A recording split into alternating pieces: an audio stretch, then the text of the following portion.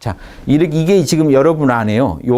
여러분 마음 안에 양심이 저런 식으로 프로그램 돼 있다는 겁니다. 저것만 아시면 인성교육은 끝이에요. 저것만 개발해 주면 되는 거잖아요.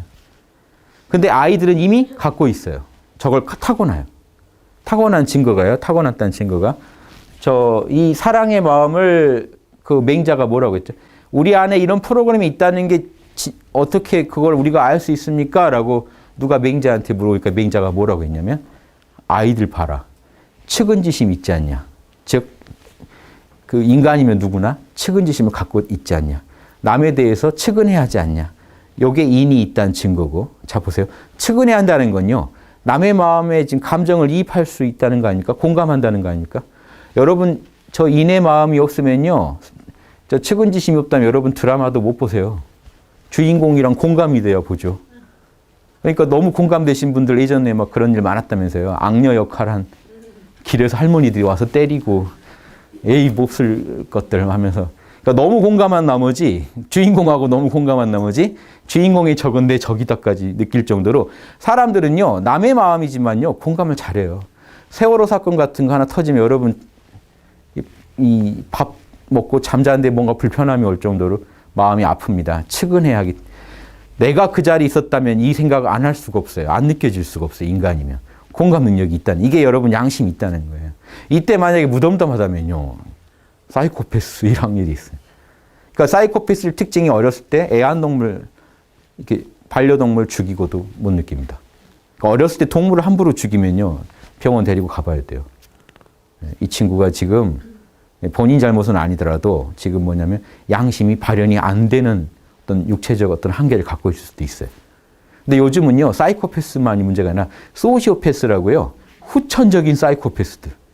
즉, 멀쩡한데 자기 성공을 위해 달리다 보니까 호리피해의 마음만으로 살다 보니까 사이코패스처럼 돼버린 양심이 마비된 사람들이 있어요. 이 사람들이 또 많이 성공합니다, 실제로. 또 이 사람들이 올라가가지고 딱 버티고 있으니까 밑에 사람들을 어마어마하게 괴롭혀요, 곳곳에서. 이런 사람들이 사회에 문제가 되고 있는데 그런 사람들을 안 길러내고 올바른 리더를요, 정치권이나 이 모든 분야의 이 리더들을 이 양심적인 리더로 바꾸지 않으면요, 우리나라는 미래가 없어요. 돈 많이 벌면 뭐합니까?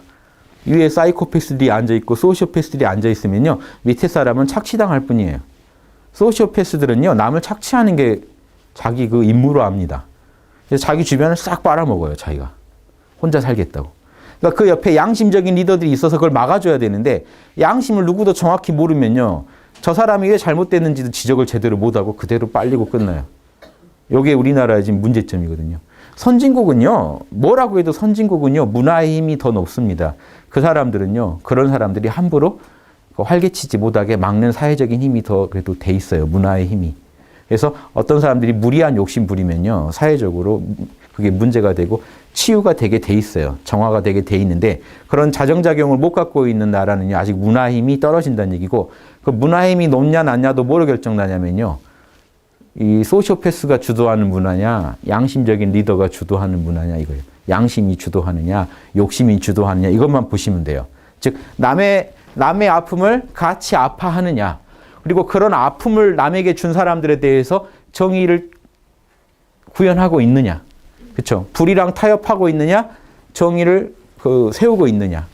즉 내가 당해서 싫은 걸 남에게 하지 않겠다는 게 정의예요. 그리고 그 안에 들어있는 게 사랑이죠. 남을 나처럼 사랑하니까 보세요. 남을 나처럼 사랑하기 때문에 내가 당해서 싫은 건 남에게 하지 않겠다는 겁니다. 그리고 그걸 함부로 하는 사람에 대해서는 단호하게 처벌을 하고 가르치고 해야 되는 거예요. 그게 정의예요. 그리고 이 판단을 어떻게 합니까? 지혜가 아니면 어떻게 판단을 내립니까? 내가 당해서 싫은 건지 지금 내게 남한테 해도 좋은 건지 아닌 건지 모두한테 이로운 건지 나한테만 이로운 건지 정확히 판단하는 이 지혜가 없다면 시비 판단 능력이 없다면 어떻게 양심을 할 거며 또 이렇게 판단도 하고요. 사랑의 마음, 정의의 마음이 조화를 이루었다 한들 무례한 방식으로 남한테 표현되면요. 본 뜻이 다 왜곡돼요. 아무리 좋은 의도도요. 예절을 바르게 남하고 조화를 이루는 방식으로 표현이 돼야 됩니다. 여러분이 아무리 진리를 가지고 있더라도 남에게 무례한 방식으로 표현해버리면 남이 안 받아들여져요. 왜냐? 여러분도 그 입장이라면 안 받아들이실걸요. 자녀한테 아무리 좋은 얘기도 자녀도요. 하나의 독자적인 인격체이기 때문에 여러분 지나친 내정 간섭을 하시면 안 돼요. 인격은요. 인격이란 건요. 하나의 자기 몸에 자기가 군주라고 생각하고 있다. 이렇게 생각하셔야 돼요. 본능적으로. 여러분이 너무 과하게 만약에 지적을 하면 꼬맹이도 내정 간섭이라고 생각해요. 그래서 그거를 오랜 세월 그거에 이제 쌓이다 보면 폭발하게 돼 있습니다. 어떤 식으로. 그래서 한 인격체로 대우해 줘야 되고 그 사람 안에는 스스로 그 문제를 풀 능력이 있다는 걸 인정해 주고 여러분은요. 적절한 자극만 해 주시면 돼요. 그 자극하는 법이요. 인간 안에 이런 능력이 이미 있다면 자, 여기서 찾을 수 있습니다. 인간한테 이 능력이 있다면 그렇죠. 자연스럽게 불쌍한 사람을 보면 측은해하게 돼 있고 잘못된 걸 보면 수호지심이라고 하죠. 수호라는 게요. 수치심과 이런 분노의 마음입니다. 잘못된 걸 보면요. 부끄럽고요. 잘못된 거에 대해서 미워하게 돼 있어요. 수호지심이라는 게. 미워할 오, 부끄러울 수거든요. 여러분 정당한 분노는요. 정의에서 나온 거기 때문에 그거는요. 인정해 주셔야지 그걸 억누르려고 하시면 안 돼요. 아이가 여러분한테 만약에 분노하더라도요. 정당한 분노라면요. 아, 너 분노는 맞는데 무례한 방식으로 표현하지는 마라. 이렇게 지적을 정확히 해주셔야 된다고요. 근데 이 분노 자체를 눌러보려고 하시면요. 아이는 속으로 또 뭔가 골마요. 양심이 나오는데 여러분이 방해하셨기 때문에 여러분이 양심의 적으로 보이게 됩니다. 양심은 건드리지 않는 게 좋아요. 이게 인간 경영의 필수입니다. 이게 아이만이 아니라 성인도 다 똑같아요. 내가 직원을 두고 있다. 직원한테도요. 명령을 하고 뭘 하고 다 좋은데 직원의 양심을 자꾸 건드리는 건 좋지 않아요. 어떤 방식 그 직원은 분노하게 돼 있어요. 최고의 정치는요. 간단합니다. 국민들 양심만 안 건드리면 돼요. 이해되시죠? 양심을 건드리면 시끄러워져요. 국민들의 측은지심을 건드리고 수호지심을 건드리고 자꾸 국민들한테 그 안타까운 상황을 만들어내고 국민들이 분노하게 만들면요. 정치를 잘할 수가 없어요. 그런데 그게 어디서 나옵니까? 리더들이 욕심부릴 때. 리더들이 나만 살겠다고 강자가 욕심부리면 약자는 피해를 입게 돼 있죠. 그 피해를 입으면 분노하게 돼 있습니다. 이 상황을 잘 아시면서 만약에 이 자녀와 이 부모 사이에서도 자녀가 약자죠, 사실은. 뭐 어떻게 안에서 보면 또 자녀가 강자일 수도 있습니다만 아무튼 이 부모님이 끄는 대로 간단 말이에요. 가야 된단 말이에요. 인생 자기 삶의 방식을 부모님이 많은 부분 결정한다고요. 그런 경우에 상대방의 양심을 존중해주는 모습을 보여주셔야만 자녀도 나를 위해서 저런다라고 판단할 수가 있다는 거죠. 그러니까 그게 양심을 건드려야지 이게 적당히 상 주고 벌 주면 된다는 식으로 접근하면 큰일 난다는 게 이겁니다. 내가 너한테 잘해줬잖아. 이런 시간 내줬잖아. 이런 걸로 얘기하시면 안 되고 내가 너의 양심을 지금 존중하고 있잖아로 보여주셔야 아이가 영성지능도 개발되고 아이도 나중에 자라서 또 그런 부모가 될 수 있다는 올바른 또 인격체가 될 수 있다는 거죠. 이런 양심에서 배우는 겁니다. 제가 막 만든 게 아니에요. 이 고전에 나온 내용을 그대로 제가 전달해 드릴 뿐인데 인간 안에는 기본적으로요. 측은해하고 분노하고 공경을 하고 시비 판단하는 능력이 있더라는 겁니다. 그런데 이거를요. 실제로 이 서양에서 많은 실험을 하다 보니까 제가 이제 보고된 자료를 본 게 한 18개월 된 아이한테 실험을 해봤을 때 과연 이 아이가 공감 능력이 있느냐. 네, 자아가 조금 생기고 나면 생기더라는 겁니다. 그래서 어머니가 봉지를 들고 문 앞에 양손에 딱 들고 서 있으니까 실험을 해본 거죠. 와서 문을 열어주고 가더라는 거죠. 이 간단한 것 같지만 여기서 한 18개월 되면 아이한테 공감 능력이 생긴다는. 여자아이가 빠르고 남자아이는 좀 더딘 거. 엄마가 아이고 아픈 척 했을 때 여자아이는 빨리 뛰어오고 남자아이는 놀 거 놀고 반응. 좀 이 차이는 있지만 공감 능력이 있더라. 분노감은요. 18개월 된 아이들한테 실험을 했는데 남을 괴롭히는 못된 아이만 미워하는 게 아니라 그 아이랑 친하게 지내는 아이까지 같이 미워하더라는 아이는. 수호지심이 폭발하더라. 그래서 아이들한테 있죠. 이게 이 친구가 이제 남을 해치는 친구야 하면 아이들은 강한 분노를 표시해. 어디서 배웠길래 이게 막 분노를 표시해. 이 내면에요. 이런 수호지심이 있어요. 그러면 안 되지 하는 게 있어요. 그게 순수하게 적나라하게 나오니까 분노로 나오는 거예요. 여러분도 똑같이 분노하세요. 길 가다가 그 남한테 뭔가 해를 끼치는 사람 보면 솔직히 안에서 막 살심 일지 않으세요? 남이 안 보고 이렇게 법이 허락만 한다면 내가 하겠어 하는 그 마음이 의사열사의 마음이 있다니까요. 참고 사시는 거죠. 이게 인간 안에 있는 양심이라는 걸요. 직시해 보시면요. 답이 거기서 나와요. 정의란 무엇인가 가지고 강의를 몇 강을 막 하버드대 교수 불러다 듣고 해도 뭐 하죠? 뭘가 정일까? 근데 여러분은 사실 알고 있어요. 왜냐? 어린아이도 알고 있어요. 어린아이한테 먹고 있는데 음식 한번 뺏어보세요. 이건 아니지 하고 분명히 이렇게 얘기할 겁니다. 이건 아니지 않느냐. 그럼 뭐가 맞는지 알고 있다는 얘기죠. 인간은요, 기본적으로 다 알고 있어요. 뭐가 맞는지 틀린지. 그게 십이지심입니다. 사실 알고 있어요. 그래서 그걸 조금이라도 어기면요. 조금이라도 어기면 분노합니다. 그래서 분노할 때 얘기하는 거 들어오면 아이도 조목조목 얘기를 정확히 해요. 엄마가 그때 나한테 그런 표정으로 나한테만 좀 더 뭐라고 하고 다른 아이들한테는 뭐 화를 덜 내고 나한테만 더 치우치게 화를 냈다는 그게 내가 분노인 거지 내가 개인 사심으로 그러는 건 아니다. 엄마가 그냥 미워서 그런 게 아니라 엄마가 나한테 부당한 짓을 해서 내가 이렇게 화내고 억울해하는 거다. 물어보면 다 나와요. 칼같이. 다 잽니다. 여러분 남 지적할 때 보시면 얼마나 정의로운지 아세요? 0.0001mm까지 다 재요. 남편이 딱 왔다 딱 눈빛을 그렇게 하면 안 되지죠. 하지 말았어야지. 했어야지. 이게요, 귀신같이 우린 다 알고 있어요. 그 말을 했을 때 제일 아름답다는 거. 진선미에 맞고, 거기서 조금만 뭘 틀면 그거는 문제가 있다는 거. 다 알고 계신데 정의란 무엇인가를 들으면서 또 힘들어 하세요. 진짜 정의는 뭘까? 웃기죠. 그런데 집에 와서 가다가 인터넷 뭐 뉴스 하나만 봐도 길에서 잘못된 것만 봐도 저건 아니지라고 바로 얘기한다고요. 다 알고 계세요. 여러분요, 왜 그런지 아세요?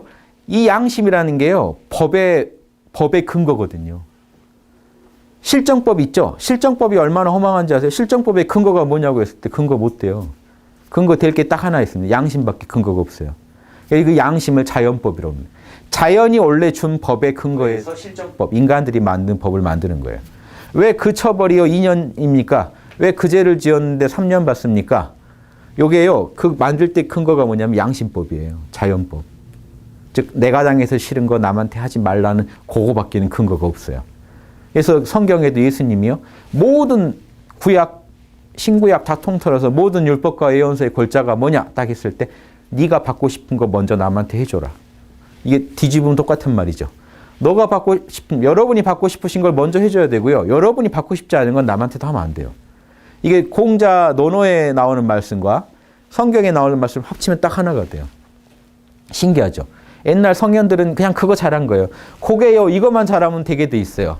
남을 공감하고 남한테 부당한 거 피해주고 싶지 않고 무례하지 않게 옳다고 이 선악을 정확히 따져서 옳다고 여기는 그것만 밖에다, 자명한 것만 밖에다 표현하려고 하면요, 딱 맞게 돼 있어요.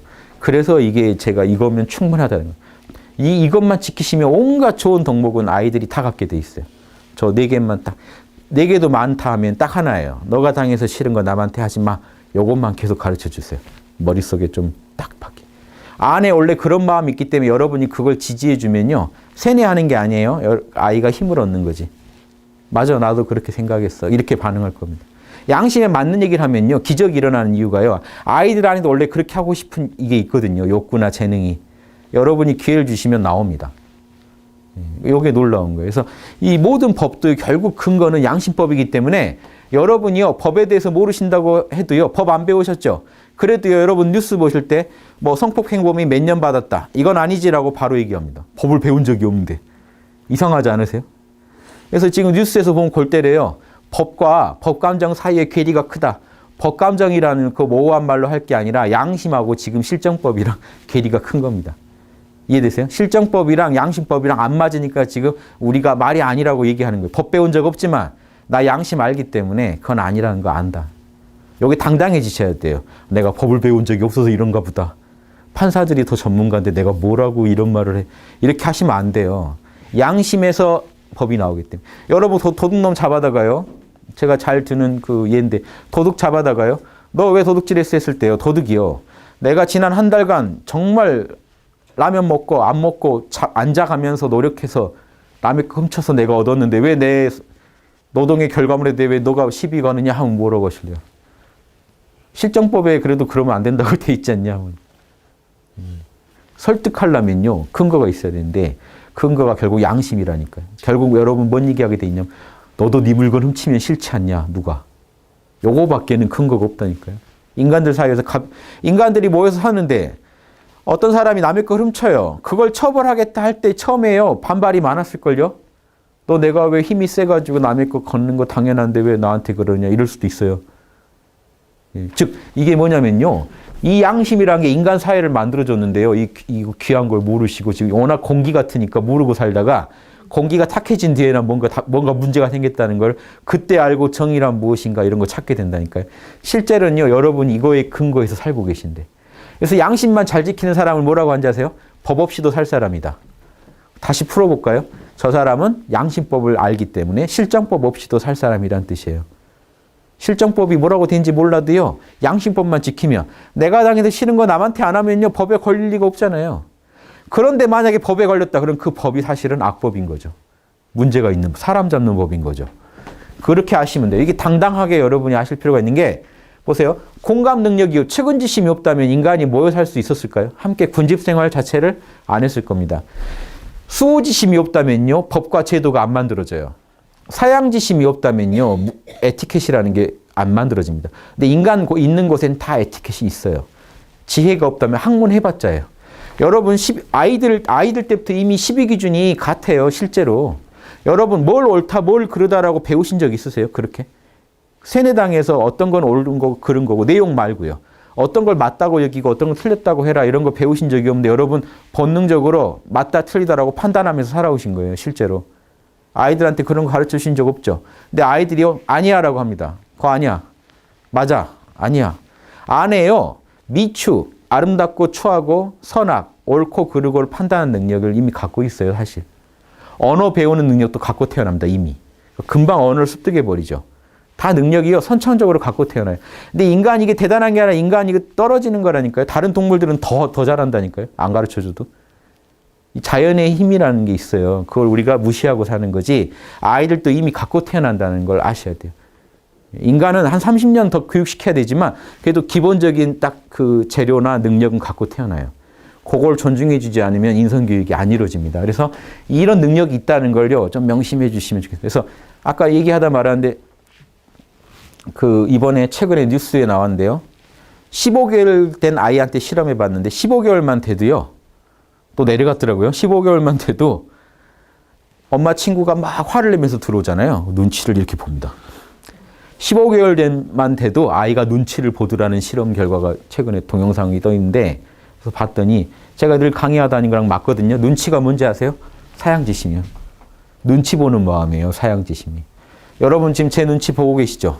다리도 딱 더 뻗고 싶으신데 살짝 팔도 이렇게 막 이렇게도 하고 싶은데 이렇게 하고 왜 그럴까요? 뭐 이득돼서 이러신 게 아니죠. 저는 또 여러분 앞에서 왜 또 조심하고 있을까요? 이게요, 인간 둘이 만나면 기본적으로 서로 눈치 보고 있어요. 이게 양심이라는 거예요. 이게 양심이에요.